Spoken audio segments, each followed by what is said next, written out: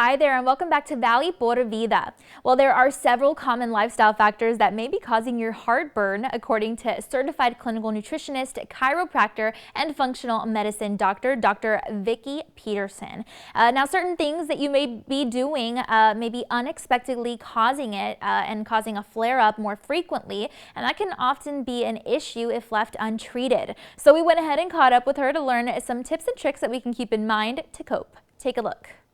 My name is Dr. Vicki Peterson, and we're going to talk about a very common problem, which is heartburn, and that afflicts thousands, if not hundreds of thousands of Americans, and it can be very disruptive to your life. So things to avoid it and things that you can do lifestyle-wise, and if you have it, some natural methods that you can use to lessen it. So what heartburn is, first of all, your stomach is a bag of acid, and it's supposed to be a bag of acid because when you chew your food, which you don't do very well, none of us do, and it goes down the tube called the esophagus, then it gets into that stomach, which is literally a bag of hydrochloric acid.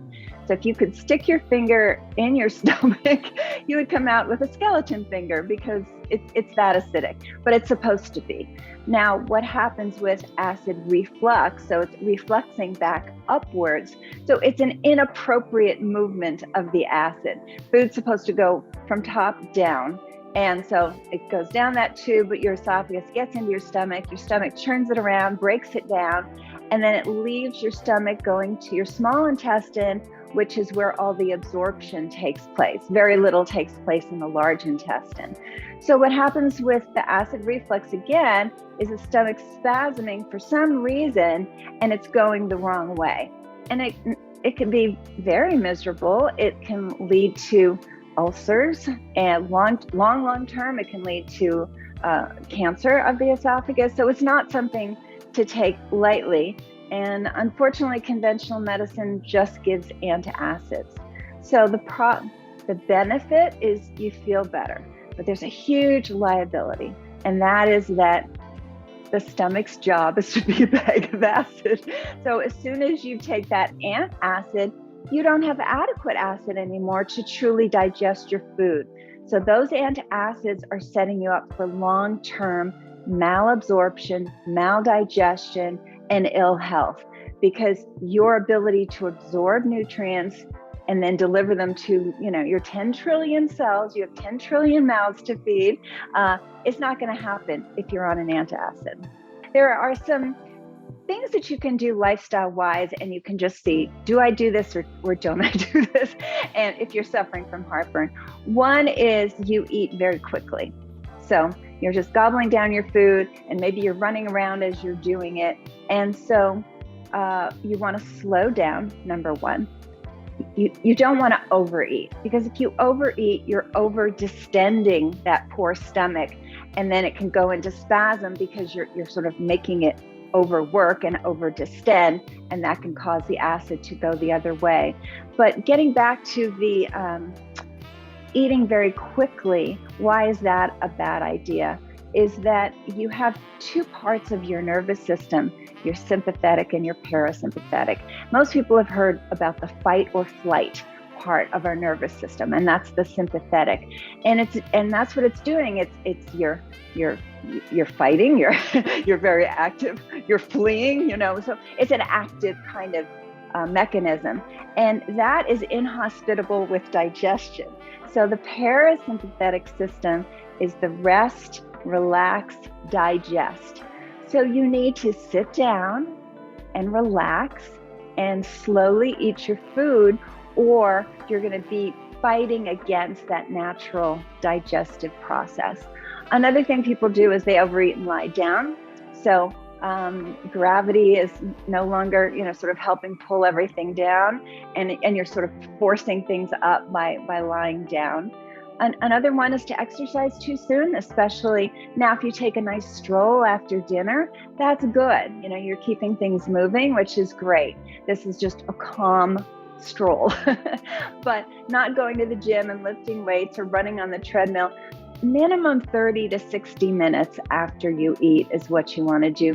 You don't want to feel any sensation of your meal anymore. So those are some key lifestyle changes, and you can see if you fit into any of those categories. Yeah, so I hope this was helpful. It's a very common problem. It should not be ignored. Now, if you know, it's Thanksgiving, you overate, you got a little acid reflux, and that was the end of it, okay, fine, you overate. But if this is something that happens to you fairly regularly, you really want to look at these tips, see if those will help. You can definitely get my book that will be out in about a month or so, which is Hiatal Hernia Syndrome.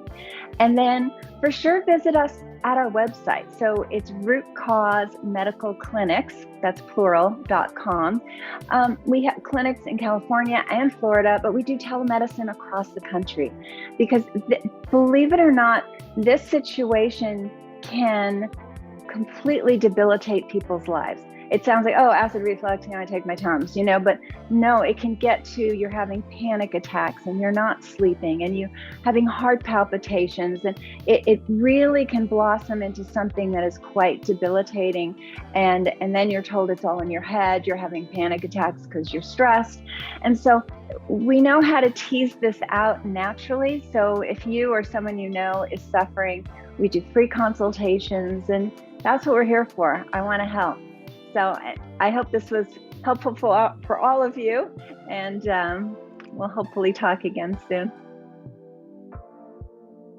Again, Dr. Peterson says there are 7 causes of heartburn that we should be aware of, including obesity, which can enlarge the abdomen and weaken abdominal muscles, smoking, which can prevent food from moving from your stomach to your esophagus, eating a high-fat diet, which can put stress on the liver and gallbladder, stress which can put your body into a state of fight or flight, and of course insomnia, like she mentioned, which can irritate acid reflux as the body is laying down.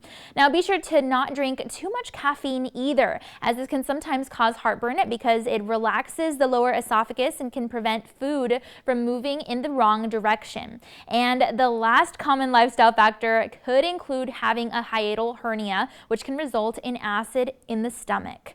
So how in the world can we avoid all of these things? Well, Dr. Peterson says that you can remember a few things that may help, including eating slowly and chewing your food well, remembering not to lay down after eating so that gravity can assist in the digestive process, and be sure to exercise regularly so that you don't have that everlasting sensation of being full.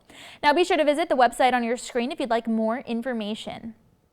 All right, well, that's all of our time for now. We want to thank you again so much for joining us this morning, and be sure to tune in again tomorrow. We'll see you then.